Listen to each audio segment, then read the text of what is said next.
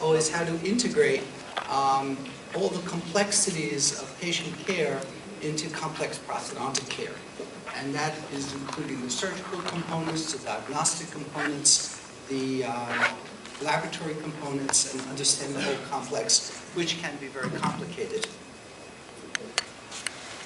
Everyone has teachers, and I have great teachers too. And what's interesting about these individuals is Harold Litvak was trained by Frank Salenza, practiced with him, and Ron Nevins was trained by Jerry Kramer, who was the chairman of my department at Boston University. We also, all of us were trained by great leaders and mentors and people who had a tremendous effect on all of us. Certainly, many of you were affected by Jack Kramer. Sorry. John McLean, the great Peter Schauer, who trained Jorg and Carlo and Uli and so many people here. Lloyd Miller, who was in our university. I had the honor and privilege to practice with Bob Stein for 12 years. And of course, all of us had the greatest relationship with the great Willie Geller. We all have best friends. And we have people who have profoundly affected every aspect of what our lives are. Certainly Van Thompson and Diane Rekow. Van Thompson and Diane Rekow were a major component of my life, but my best friend was Sig Sokransky. And Sig was a giant in the area of oral microbiology. I would have dinner with him 4 or 5 nights a week. And Sig taught me to be a human being. I practiced with H.P. Weber and Dan Nathanson, and most of my perio is done by Mark Nevins. And of course, again, dear friends, Jorg and Mauro. I've had the great privilege of working with great dental technologists, and I'm very concerned in this world with our relationship with dental technology. I can guarantee you that all of these people have taught me more about dentistry and about life than I could ever have taught them. There is no question that dental technology is the heart and soul of dentistry. And I think we run into a huge problem where all of the effort is made to diminish dental technology and the influence. In my experience in digital dentistry, without a dental technologist to repair the poor margins that generally we see, there's no quality care. Now, it's no question in my mind that digital dentistry in 10 years will be standard, but I wonder where we will all be from the point of view of dentistry. This isn't working very well. Not my fault. Quality is never an accident. It's always the result of high intentions, sincere effort. Intelligent direction is skillful execution, and it represents the wise choice. And I dedicate really every lecture to the wise choice because there are so many different alternatives. There's one diagnosis. Morty Amsterdam taught us that. But there are many different ways to treat that patient. And in that regard, there's many different ways to treat complex dentistry. Prosthodontics is an area that's exploding every day, and it's more important and more interesting, as you've just seen.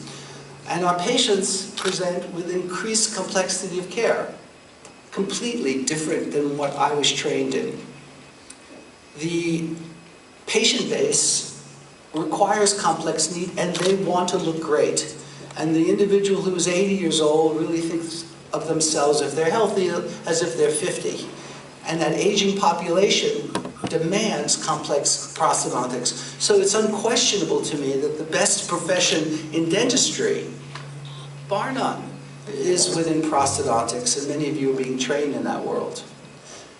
Jerry Kramer taught me, and all of our students, that all of our techniques had to be simple, accurate, predictable, and consistent. And I've considered that to be a standard in education. I've had more experience in the all-ceramic world documented than anyone. And with that statement, one can see, I can do this without a microphone. This is not very good. Can you turn this off and I'll just speak louder? Because this stinks. I'm not even near it. Can you come down? Here. Calm down. Here's no problem. Okay. I guess. One can see that Dicor, which I helped develop, was a material that had specific challenges, and I've documented all of those challenges in multi-statistical papers with Sokransky, as it had in ceram a bilayer material, and the best material we'd ever researched before without the least amount of problems was M4H, where after so many years only had a 4.69% failure rate. Unquestionably, as was stated by Wael a second ago, we are in a new world. The game changer has been the lithium disilicate, and within the lithium disilicate in 6 years, I've done 1,591 units, all documented, with 27 different confounding variables.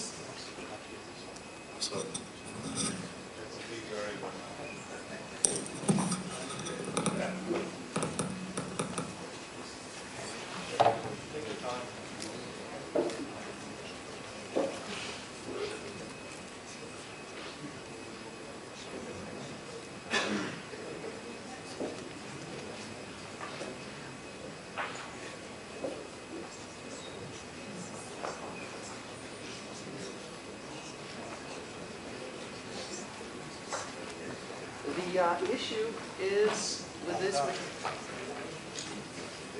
Testing. Testing. Testing. Testing. Testing.